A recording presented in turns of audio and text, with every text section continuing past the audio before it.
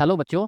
आज अपने बेटा स्टडी करेंगे प्रोजेक्टाइल मोशन के ऊपर। तो प्रोजेक्टाइल मोशन जो अपना बहुत अच्छा टॉपिक है, मोशन इन प्लेन के ऊपर। इसमें आपको पहले थ्योरेटिकल कॉन्सेप्ट सिखाए जाएंगे। फिर थ्योरेटिकल कॉन्सेप्ट सीखने के बाद आप जितने भी पीवाईक्यू नीट में आए हुए हैं सभी को अपने आज स्टडी करेंगे। चलिए बच्चों, स्टार्ट करते हैं प्रोजेक्टाइल मोशन। देखो, इसमें सबसे पहले मैं आपको इसके अंदर थ्योरेटिकल कॉन्सेप्ट क्लियर करवाता हूँ। देखो, सबसे पहला हमारे माइंड में बच्चों ये न्यूमेरिकल आता है कि प्रोजेक्टाइल मोशन किसे वो कहते हैं, क्या होता है ये प्रोजेक्टाइल मोशन। तो देखिए, सबसे पहले अपने बात करते हैं इसमें प्रोजेक्टाइल मोशन के ऊपर कि प्रोजेक्टाइल मोशन क्या होता है। देखो, प्रोजेक्टाइल मोशन, देखो, अगर हम बेटा किसी बॉडी को थ्रो करते हैं हॉरिजॉन्टल के साथ थीटा एंगल बनाते हुए। सोचो, आप किसी बॉल को थ्रो करते हो ऐसे दूर, तो कैसे थ्रो करोगे? कोई एंगल थीटा बनाते हुए उसे थ्रो करोगे। हैरी हॉरिजॉन्टल के साथ जो एंगल बनता है वो थीटा बनता है। तो हम ये कहेंगे कि किसी बॉडी को अपने किस तरह से थ्रो किया गया है। ये देखिए, इस तरह से, यानी कि इसका जो वेलोसिटी है u, वो हॉरिजॉन्टल के साथ कितने एंगल पे है बेटा? हॉरिजॉन्टल के साथ थीटा एंगल के ऊपर है। तो यहाँ पे मैं नोट करता हूँ, when a body, when A body is thrown by making, when a body is thrown by making angle theta with horizontal, angle theta with horizontal, then it moves along a parabolic path, it moves along a parabolic path। तो ये बेटा एक parabolic path के ऊपर move करती है। जैसे आपने देखा कि एक पैराबोलिक पाथ इसमें बनता है।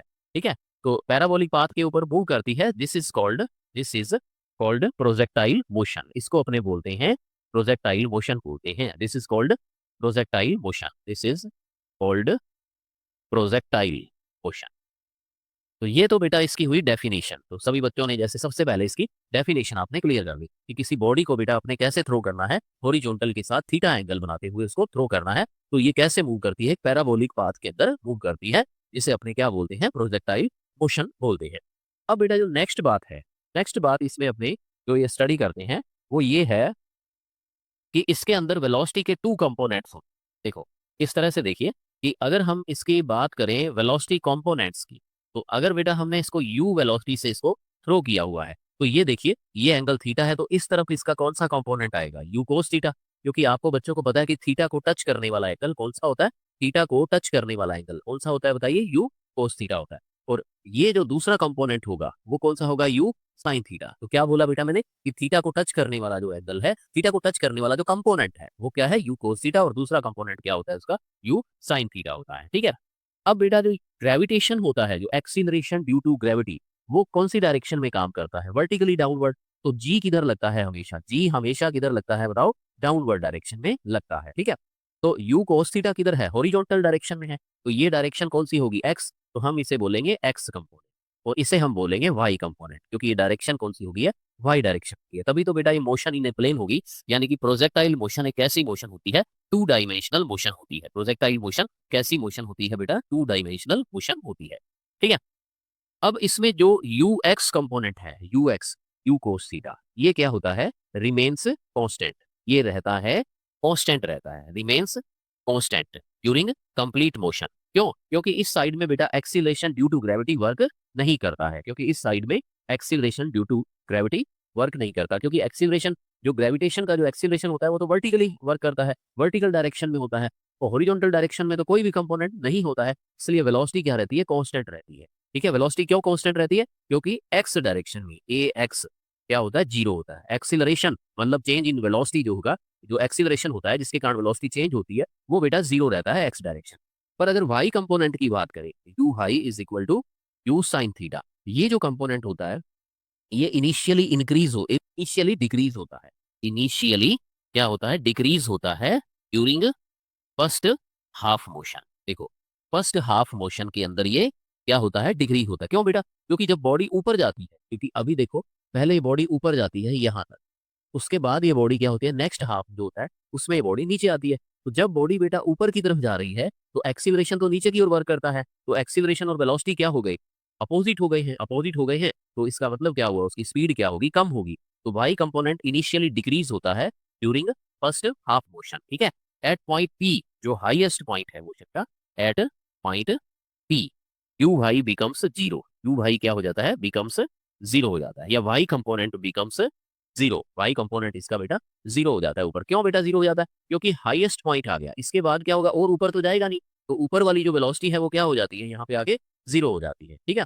और फिर उसके बाद क्या होता है, ये नीचे आता है, तो सेकंड जो हाफ मोशन होती है during second half motion, second half motion, इसमें क्या होता है, यू वाई इंक्रीज होता है, ठीक है, यू वाई इसमें बढ़ता है। और आपको पता भी है बेटा, जब बॉडी नीचे से ऊपर जाती है तो उसकी वेलोसिटी डिक्रीज होती है, और ऊपर से जब नीचे आती है तो उसकी वेलोसिटी बढ़ती है। ये मैं वेलोसिटी का कौन से कंपोनेंट की बात कर रहा हूँ, वाई कंपोनेंट की, क्योंकि प्रोजेक्टाइल मोशन है, इसमें दोनों ही तरह के कंपोनेंट हैं, एक्स और वाई। तो हम बात कौन से कंपोनेंट की कर रहे हैं अभी फिलहाल, वाई कंपोनेंट, क्योंकि एक्स कंपोनेंट तो इसका क्या रहता है, कॉन्स्टेंट रहता है पूरी मोशन के ड्यूरिंग, ठीक है।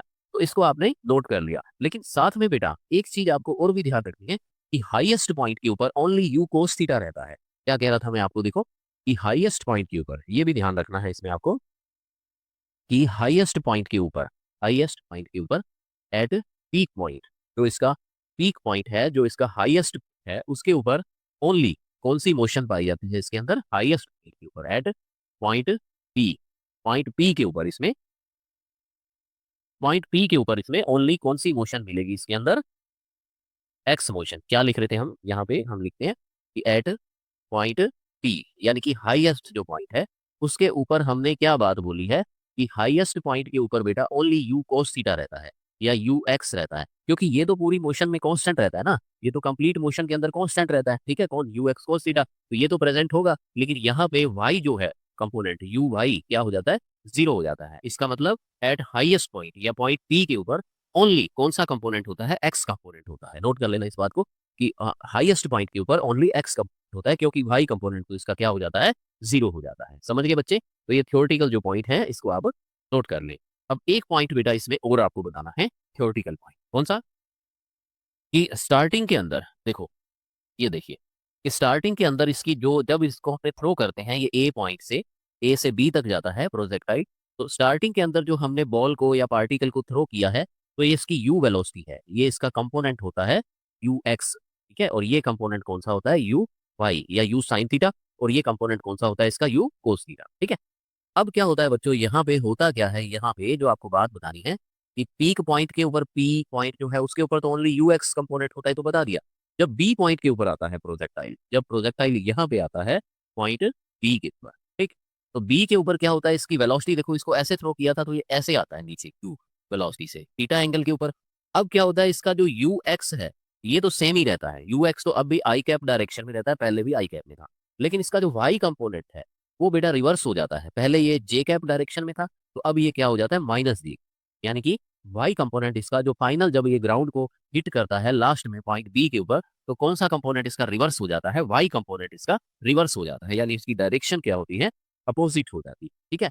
तो अपने अगर इसकी वेलोसिटी की यहाँ पर बात करें, तो यहाँ पर पॉइंट ए के ऊपर जो इसकी वेलोसिटी होती है वो होती है u x I cap plus you I J cap. और बेटा जब इसके बी के ऊपर वेलोसिटी की बात करें, वी बी या वी बी के ऊपर वेलोसिटी, ठीक है, फाइनल वेलोसिटी है तो उसको अपने वी से रिप्रेजेंट करेंगे। तो फाइनल वेलोसिटी है जिसकी, जो बी पॉइंट के ऊपर, वो क्या हो जाती है, यू एक्स आई कैप, ये तो सेम रहती है लेकिन ये माइनस में आ जाता है, minus U I J cap आ जाता है। इसके ऊपर भी बेटा न्यूमेरिकल्स पूछे गए हैं, ठीक है, तो ये बातें आपने नोट कर ली सभी बच्चों ने, थ्योरेटिकल कंसेप्ट। अब बेटा अपने स्टार्ट करिए इसके अंदर, इसके कुछ क्वांटिटीज जो अपने को पढ़नी है थ्योरी के अंदर, जिसमें फर्स्ट पॉइंट आएगा इसके अंदर फ्लाइट टाइम। हम ये सीखेंगे कि प्रोजेक्टाइल का फ्लाइट टाइम क्या होता है, और सेकंड बात जो अपने इसके अंदर सीखेंगे, फ्लाइट टाइम के बाद अपने सीखेंगे height of projectile, height projectile की क्या होती है, और थर्ड बात अपने सीखेंगे इसमें रेंज ऑफ प्रोजेक्टाइल, और फोर्थ बात अपने सीखेंगे इक्वेशन ऑफ प्रोजेक्टाइल, ठीक है। तो ये तो आपने अभी सीखा बेसिक ऑफ प्रोजेक्टाइल। अब अपने इसके न्यूमेरिकल के लिए जो 4 टाइप्स के इसके ऊपर न्यूमेरिकल्स आते हैं या क्वेश्चंस आते हैं 4 टाइप्स के, उनको बेटा अपने वन बाई वन अभी स्टडी करेंगे। तो पहले अपने स्टडी करते हैं फ्लाइट टाइम के ऊपर, ठीक है, इसको आपने नोट कर लो इसको, और अपने आगे बढ़ते हैं अभी फ्लाइट टाइम के ऊपर, आगे बढ़ते हैं अभी स्टडी करते हैं फ्लाइट टाइम। चलिए देखो, तो मैंने हेडिंग बनाया है, मैंने क्या हेडिंग बनाया है, मैंने यहाँ पे flight time, flight time of projectile, ठीक है, फ्लाइट टाइम ऑफ प्रोजेक्टाइल की अपने अब स्टडी करते हैं। देखो आप मुझे ये बताओ पहले कि फ्लाइट करना मतलब ऊपर जाना, ठीक है, तो पार्टिकल कौन सी वेलोसिटी के कारण ऊपर जाता है, ठीक है, वाई डायरेक्शन के कारण जाएगा, तो ये यू वाई है। और जब ये हाईएस्ट पॉइंट पी के ऊपर आ जाता है तो यहाँ पे ये जो इसका y कंपोनेंट है वी वाई कितनी हो जाती है, 0 हो जाती है। कहाँ? पॉइंट P के ऊपर। पॉइंट P के ऊपर y कंपोनेंट क्या हो जाता है बच्चों, 0 हो जाता है। तो यहाँ से क्यों ना हम टाइम को फाइंड करना चाहते हैं। ये A से B हुआ और ये बीच में पॉइंट हुआ P। तो time taken to reach at P, time taken to reach at point P, point P पर जाने में लगा टाइम।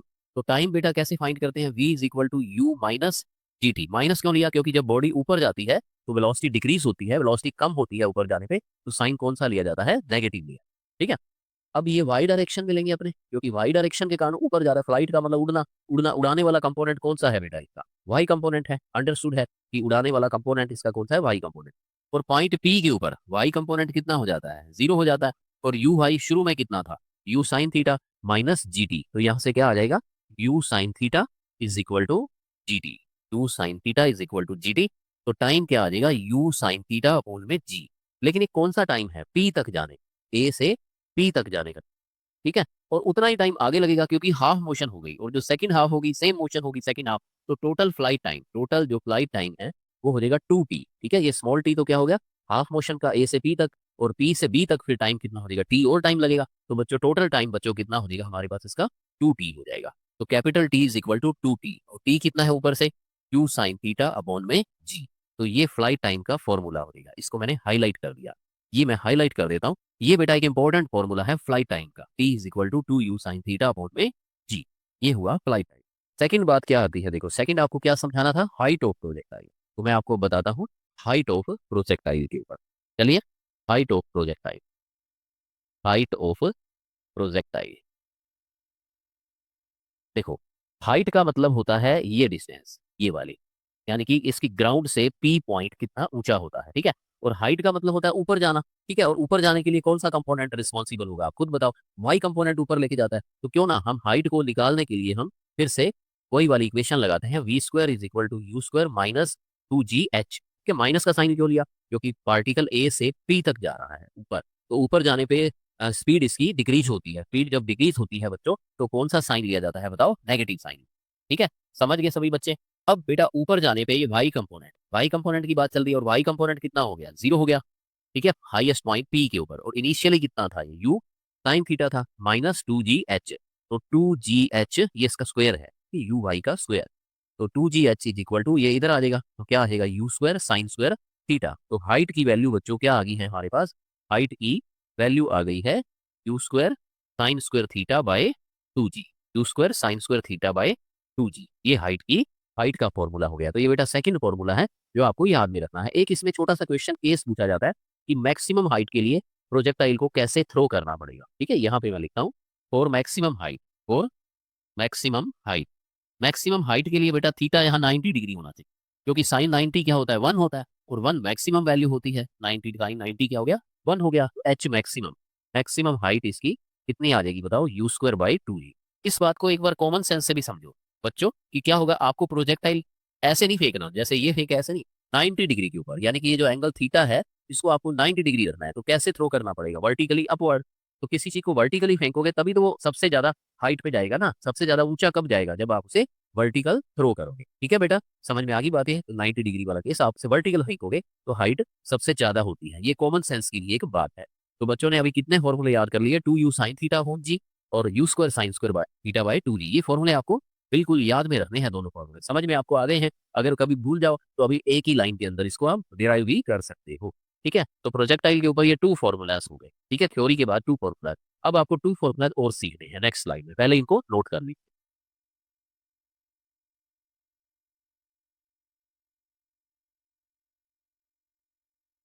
चलिए, अब आगे चलते हैं, range of projectile. Next topic है range of projectile, range of projectile. ठीक है।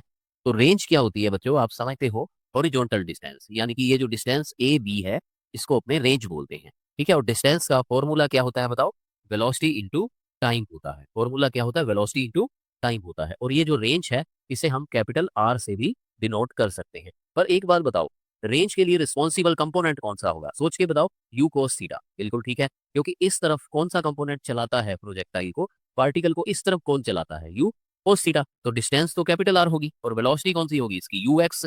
इंटू में टाइम कौन सा लेंगे, ए से बी तक जाने का टाइम, मतलब प्रोजेक्टाइल का फ्लाइट टाइम जिसको अपने बोलते हैं फ्लाइट टाइम।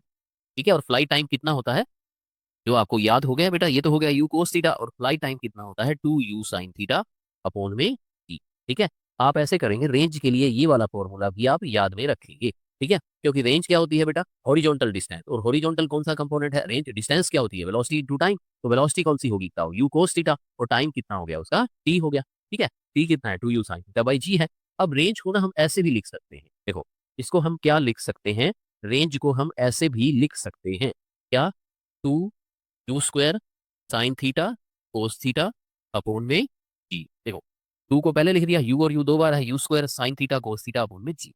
अब बेटा एक फॉर्मूला होता है ना, साइड में लिखता हूँ, ट्रिग्नोमेट्री का formula, 2 sine theta cos theta, ये होता है साइन 2 थीटा। तो मैं अब रेंज को ऐसे लिख सकता हूँ, u² और 2 साइन थीटा कोस थीटा को क्या लिख सकता हूँ, साइन 2 थीटा बाई जी। ये रेंज का दूसरा फॉर्मूला बन गया 2 थीटा की।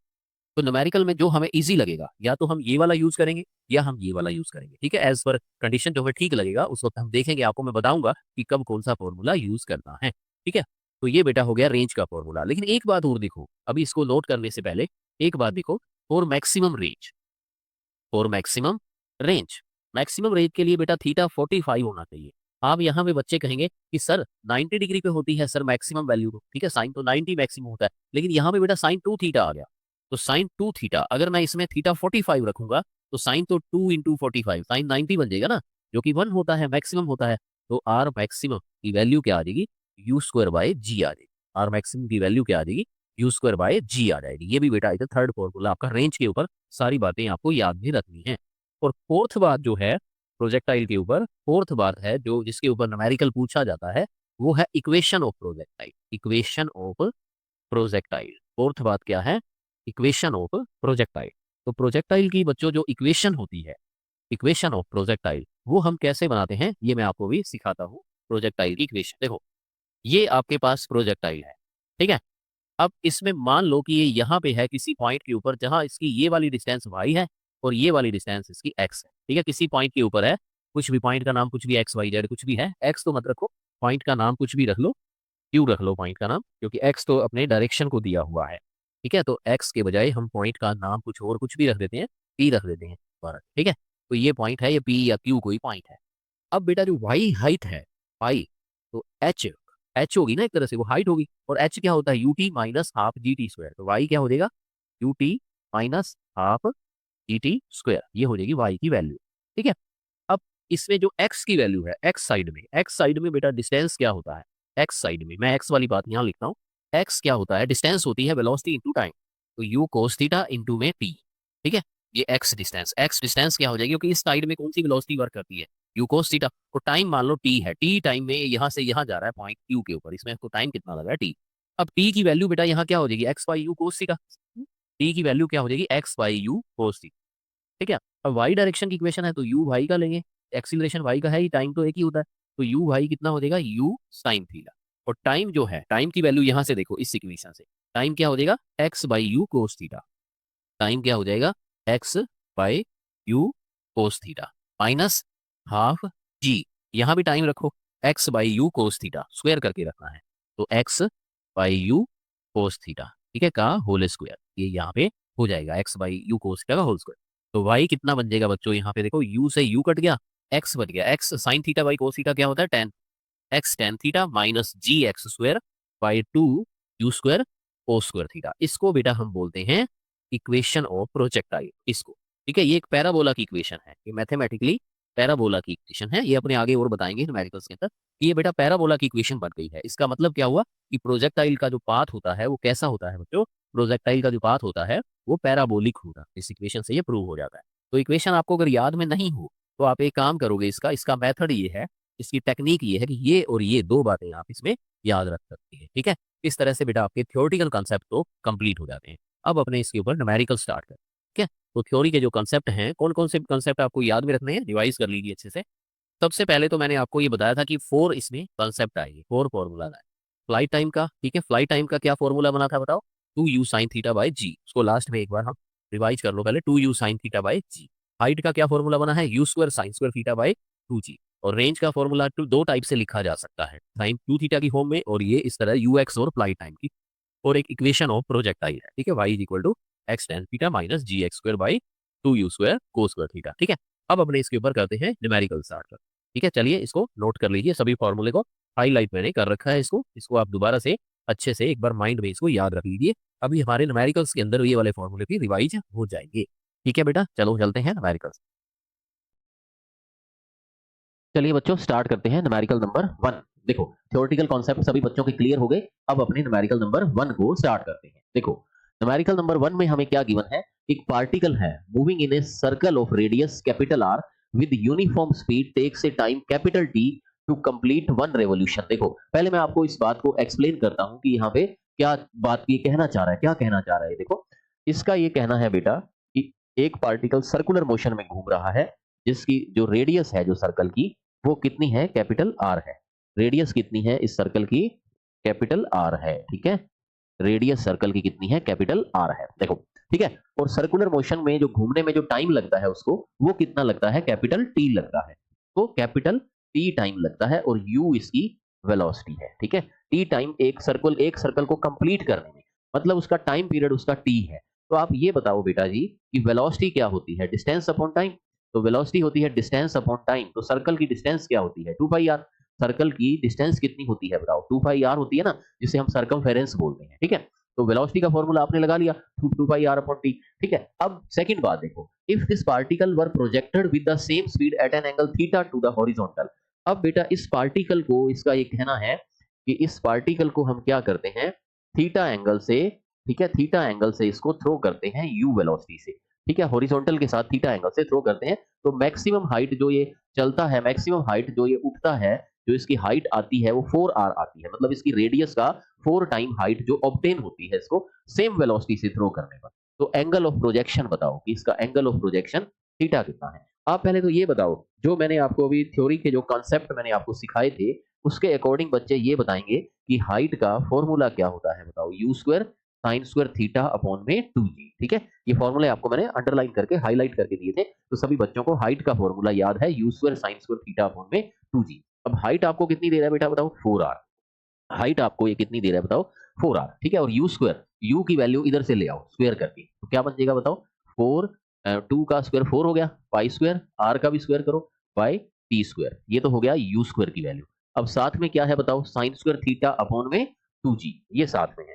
तो अब बच्चों क्या होगा इसमें से कि 4 से r से 4r तो ये कट गया, और साइन स्क्वायर थीटा ये किसके इक्वल हो जाएगा, देखो इसको इधर क्रॉस मल्टीप्लाई करो, 2gt स्क्वायर बाय ये हो जाएगा यहाँ पे पाई स्क्वायर आर, ठीक है, 2gt square by pi square R. ये साइन स्क्वायर थीटा है, ठीक है। तो इसका इस तरफ अंडर रूट लेंगे, अंडर रूट का मतलब पावर इसकी हाफ हो जाएगी, ठीक है। तो साइन थीटा क्या बन जाएगा बताओ, 2gt square by pi square R, power कितनी हो जाएगी इसकी, हाफ हो जाएगी, ठीक है। और थीटा निकालेंगे तो साइन को उधर ले जाएंगे तो साइन इनवर्स बन जाएगा। तो इस तरह से आपका फर्स्ट आंसर हो जाएगा। तो बच्चों इस क्वेश्चन में आपने क्या सीखा, ये नीट में आया हुआ न्यूमेरिकल है, बहुत अच्छा न्यूमेरिकल है, स्पेशल न्यूमेरिकल है, जिसमें आपने कंपेयर किया है सर्कल के साथ प्रोजेक्टाइल को, जिसमें पहले ये बताया गया था कि सर्कुलर मोशन की जो वेलोसिटी है वो u है, ठीक है। और प्रोजेक्टाइल को थ्रो किया जाता है सेम वेलोसिटी के साथ, सेम वेलोसिटी के साथ थ्रो करने पर उसकी जो हाइट होती है वो 4r मिलती है, ठीक है। तो आपको ये बताना है कि इसमें एंगल थीटा कितना था, ठीक है बच्चों, हो गया नोट न्यूमेरिकल नंबर 1। अब अपने चलते हैं न्यूमेरिकल नंबर 2 में। चलिए बच्चों न्यूमेरिकल नंबर 1 हो गया सभी का, अब अपने स्टार्ट करते हैं न्यूमेरिकल नंबर 2। चलिए न्यूमेरिकल नंबर 2 बेटा ये है, एक प्रोजेक्टाइल को अपने क्या क्या करते हैं, एक projectile fired from the surface of earth with velocity 5 metre पर सेकंड। यानी कि क्वेश्चन ये है कि हम अर्थ के ऊपर और फिर हम लेंगे किसी प्लेनेट के ऊपर, ठीक है। अर्थ के ऊपर हम प्रोजेक्टाइल को थ्रो करते हैं कितनी वेलोसिटी से, 5 मीटर पर सेकंड से, किसी एंगल थीटा के ऊपर, ठीक है। Another projectile is fired from another planet with a velocity of 3 metre पर सेकंड। वहां पर इसकी वेलोसिटी है 3 मीटर पर सेकंड, सेम एंगल पर, थीटा इसमें दोनों ही केसेज में सेम रखते हैं।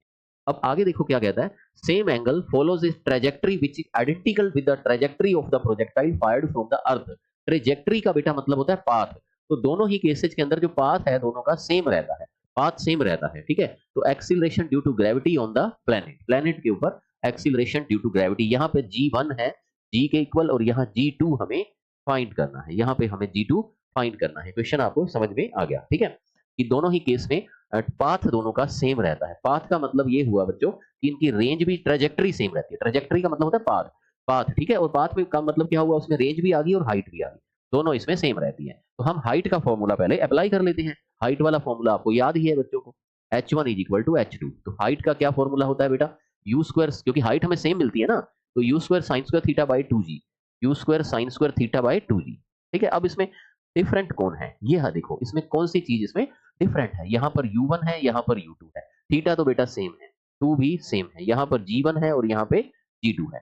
तो u1 स्क्वायर कितना हो गया 5, 5 का स्क्वायर कितना हो गया 25, g1 कितना है g की वैल्यू कितनी होती है 10, और यहाँ पे u2 स्क्वायर कितना हो जाएगा बेटा 9, 3 का स्क्वायर अपॉन में g2, और g2 आपको यहाँ पे फाइंड करना है। तो कैलकुलेट कर लो, g2 क्या आ जाएगा 90/25 आ जाएगा।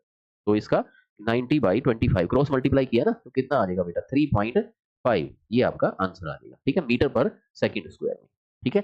3.5 या 3.6 हो सकता है, इसमें 3.6 है, वो ये डिफरेंट है कि इसमें g की वैल्यू 9.8 ली है, आपने g की वैल्यू यहाँ 10 यूज की है, तो थोड़ा सा 3.5 या 6 का डिफरेंट हो जाता है, उसको इग्नोर कीजिए, ठीक है। तो ये आपका बेटा आंसर आ गया। तो इस न्यूमेरिकल में बच्चों ने क्या सीखा, आपने बेटा ये सीखा कि प्रोजेक्टाइल को हम थ्रो करते हैं पहले अर्थ से फिर एक प्लेनेट से, तो दोनों केस में ट्रेजेक्टरी सेम आती है, मतलब उसकी हाइट दोनों केस में सेम आती है। तो हाइट के फॉर्मूले को कंपेयर कर लीजिए, उनकी वेलोसिटी अलग अलग है, एक्सीलरेशन तो अलग ही होगा ना, किसी प्लेनेट का एक्सीलरेशन बताना है, अर्थ पर तो एक्सीलरेशन जी है, क्योंकि प्रोजेक्टाइल आखिर होता तो एक्सीलरेशन ड्यू टू ग्रेविटी के अंदर ही है ना, तो एक्सीलरेशन को कंपेयर करवाया गया है यहाँ पे, ठीक है बच्चों। ये था आपका न्यूमेरिकल नंबर सेकंड। अब अपने चलते हैं न्यूमेरिकल नंबर 3 के अंदर। न्यूमेरिकल नंबर 3 में देखो, न्यूमेरिकल नंबर 3 ये है कि bullet is fired from a gun at the speed of 280 metre पर second in the direction 30 degree above the horizontal. तो बुलेट की जो स्पीड है वो कितनी है 280 मीटर पर सेकंड है, और कितने एंगल के ऊपर उसको थ्रो किया गया है 30 degree with horizontal. The maximum height attend by the bullet, G आपको 9.8 और sin 30 की वैल्यू दी है। तो बेटा हाइट का क्या फॉर्मूला होता है बताओ, you square sine square theta upon में 2g। तो हाइट का क्या फॉर्मूला हो जाएगा यू स्क्वायर 280 इंटू 280, तो साइन स्क्वायर 30 डिग्री, साइन 30 कितना होता है हाफ, तो स्क्वायर है तो दो बार लिखिए, हाफ इंटू हाफ अपॉन में 2 इंटू में जी। जी अगर बेटा 9.8 गिवन हो तो आप 9.8 रखोगे तो आपका आंसर एग्जैक्ट आ जाएगा, अदरवाइज ये लमसम आ जाएगा आसपास, ठीक है। दोनों में से आप जो इजी लगे आप इसको कर सकते हो। तो हाइट बेटा कितनी आ जाएगी, देखो इसको कट कीजिए, 2 से ये कटेगा, कितने पे कट जाएगा ये 140 के ऊपर, यहाँ पे आ जाएगा 140, एक बार और काट दो 140, तो ये कितना आ गया 70 आ गया बेटा, ठीक है। और ये यहाँ पे 2 पे काटो तो ये कितना आ गया 140 आ गया, ठीक है। और अगर आप इसको 9.8 है ना, इसको ये कट सकता है 14 के ऊपर, ठीक है, 14 के ऊपर ये कट जाएगा, क्लियर। तो आप इसको जब कट करोगे तो 10 मान लो तो इजीली कट जाएगा, 10 से ये 0 कट जाएगी, तो ये आ जाएगा 980 मीटर आ जाएगा इसका आंसर, ठीक है।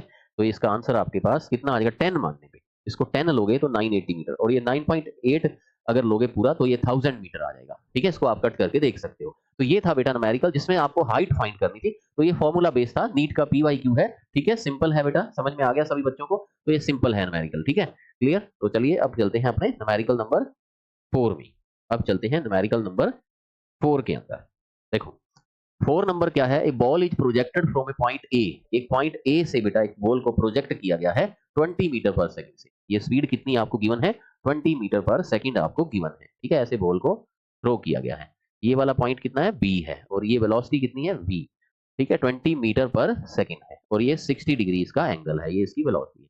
अब क्या पूछा गया है 60 डिग्री एंगल हॉरिजॉन्टल से at highest point B of the path velocity v of the ball will be, ये v वेलोसिटी जो v मीटर पर सेकंड है ये कितनी हो जाएगी हाईएस्ट में। तो बच्चों को मैंने सिखाया था कि हाईएस्ट पॉइंट के ऊपर वेलोसिटी u cos थीटा होती है, ठीक है। तो मैंने आपको थ्योरेटिकल कॉन्सेप्ट के अंदर ये बताया था कि हाईएस्ट पॉइंट के ऊपर बेटा वेलोसिटी कितनी होती है u cos थीटा, ठीक है। तो u की वैल्यू अपने पास कितनी है 20, और cos कितना है 60 डिग्री, ठीक है। cos 60 डिग्री बेटा कितना होता है बताओ, हाफ होता है, तो कितना आंसर आ जाएगा 10 मीटर पर सेकंड। तो ये थ्योरेटिकल बेस्ड क्वेश्चन था जिसमें आपको ये बताना था कि हाईएस्ट पॉइंट के ऊपर वेलोसिटी कितनी होती है u cos थीटा होती है, ठीक है। एक सिंपल क्वेश्चन था, लेकिन इस सिंपल क्वेश्चन के अंदर मैं आपको जो नेक्स्ट क्वेश्चन जो आया था वो बताता हूं, इसमें एक सिली मिस्टेक होती है बच्चों से, वो कौन सी है वो आपको अभी बताते हैं नेक्स्ट क्वेश्चन के अंदर। देखो नेक्स्ट क्वेश्चन बहुत आसान है, लेकिन बच्चों ने जल्दी में इसमें मिस्टेक कर दी। कैसे, देखो सेम है क्वेश्चन 4 की तरह, a ball is projected with a velocity 10 metre पर सेकंड। तो एक बॉल को क्या है 10 मीटर पर सेकंड से प्रोजेक्टेड किया जाता है, ठीक है। एंगल कौन सा है इसका 60 डिग्री, एंगल कौन सा है इसका 60 डिग्री विद वर्टिकल डायरेक्शन। यहां देखो बेटा, वैसे प्रोजेक्टाइल में एंगल कहां से लेते हैं बताओ, हॉरिजॉन्टल डायरेक्शन से, लेकिन इसने कैसे एंगल लिया, वर्टिकल से। तो यहां पे बच्चों ने क्या किया, थीटा 60, ये बेटा यूज आपको नहीं करना है, क्योंकि थीटा जो 60 डिग्री है वो तो किसके साथ एंगल है, वर्टिकल डायरेक्शन के साथ। समझ गए ना बेटा बात। तो थीटा 60 डिग्री तो ये वाला एंगल है, आपको तो हॉरिजॉन्टल वाला लेना है, यानी कि 30 डिग्री लेना है। अब बच्चों ने यहाँ क्या किया, जल्दी में मिस्टेक कर दी, बहुत जल्दी करते हैं बच्चे, देखा एंगल बस लगाया, ठीक है। तो ये आपको बच के रहना बेटा, हाईएस्ट पॉइंट के ऊपर स्पीड बतानी है। तो हाईएस्ट पॉइंट के ऊपर स्पीड कितनी होती है, यू कोस थीटा होती है। तो वेलोसिटी हाईएस्ट पॉइंट के ऊपर कितनी हो जाएगी, यू कोस थीटा, और यू की वैल्यू कितनी है 10, और कोस 30 लेंगे, कोस 30 होता है बेटा √3/2, तो कितना आ जाएगा 5√3 मीटर पर सेकंड, ठीक है। तो आपको ध्यान रखना है कहीं ऐसा ना हो नीट वाला आपको क्या दे दे, हॉरिजॉन्टल के बजाय वर्टिकल के साथ एंगल दे दे, तो यहाँ मिस्टेक हो सकती थी, ठीक है। ये था न्यूमेरिकल नंबर 5। अब अपने चलते हैं न्यूमेरिकल नंबर 6 के अंदर। न्यूमेरिकल नंबर 6 में देखो, ये भी एक नीट का पीवाईक्यू है, सिंपल है बेटा न्यूमेरिकल, पर ये बार बार देखो पूछा जाता है कि मैक्सिमम हाइट के ऊपर जो प्रोजेक्टाइल की स्पीड है वो हाफ है इनिशियल स्पीड की। मतलब आप ये बताओ कि मैक्सिमम हाइट के ऊपर, पीक पॉइंट के ऊपर स्पीड कितनी होती है, पहले ये बताओ, यू कोस थीटा, और ये इनिशियल स्पीड का हाफ है, यानी v की वैल्यू है वो u/2 है, v की वैल्यू कितनी है, u/2 है। तो कोस थीटा कितना आ जाएगा बताओ, हाफ आ जाएगा। और कोस थीटा हाफ बेटा कब होता है, जब थीटा 60 डिग्री होता है। थीटा कितना हो जाएगा यहाँ पे 60 डिग्री, एंगल ऑफ प्रोजेक्शन, ठीक है। एंगल ऑफ प्रोजेक्शन हमेशा हॉरिजॉन्टल से, कुछ भी नहीं लिखा एंगल का तो आप हॉरिजॉन्टल से मानोगे, नोट करो इस बात को। अगर वर्टिकल से लिखा है तभी लेना है, अगर कुछ भी नहीं लिखा, सिर्फ प्रोजेक्टाइल को एंगल से थ्रो किया जाता है तो वो हॉरिजॉन्टल के साथ ही होगा, क्योंकि इसकी डेफिनेशन किसके रिस्पेक्ट में बनी हुई है, हॉरिजॉन्टल के रिस्पेक्ट में बनी हुई है। चलिए नेक्स्ट चलते हैं न्यूमेरिकल नंबर 7। देखो न्यूमेरिकल नंबर 7, इसमें क्या है, the maximum range of a gun of horizontal terrain is 16 kilometre. Maximum range बेटा 16 किलोमीटर है, then muzzle velocity of shell will be. Range का फॉर्मूला, तो रेंज का बच्चों क्या फॉर्मूला था बताओ सारे बच्चे, क्या था बेटा रेंज का फॉर्मूला, बताओ सभी बच्चे, क्या था रेंज का फॉर्मूला। रेंज का जो फॉर्मूला है वो क्या था, मैक्सिमम रेंज का बताओ, चलो मैक्सिमम रेंज का क्या था, u²/g था ना बेटा, ठीक है। अगर आपको रेंज का फॉर्मूला मैंने कैसे याद कराया था बताओ, u cos थीटा इंटू में 2u sin थीटा अपॉन में g। एक बार रिवाइज कर देते हैं, तो थ्योरेटिकल जो नोट्स थे ये आपने याद किया था फॉर्मूला, फिर आपने ये सीखा था कि इसको हम ऐसे लिख देते हैं 2u² sin theta cos theta upon में g। फिर आपने ये सीखा था लास्ट में क्या, कि हम इसमें 2 sin थीटा cos थीटा, इनको अपने sin 2 थीटा, तो u² sin 2 theta by g, और sin 2 theta, theta 45 sin 2 theta, sin 2 theta, ठीक है। तो 45 sin 90, तो आर मैक्सिमम कितनी आ जाती है, u²/g आ जाती है। लेकिन आपको बेटा डायरेक्ट भी याद है कि मैक्सिमम रेंज का फॉर्मूला क्या होता है, u²/g होता है। मैक्सिमम रेंज का क्या फॉर्मूला होता है, u²/g होता है। तो पूछा क्या गया है, मसल वेलोसिटी, तो u² क्या हो जाएगा, आर मैक्सिमम इंटू में g हो जाएगा, ठीक है।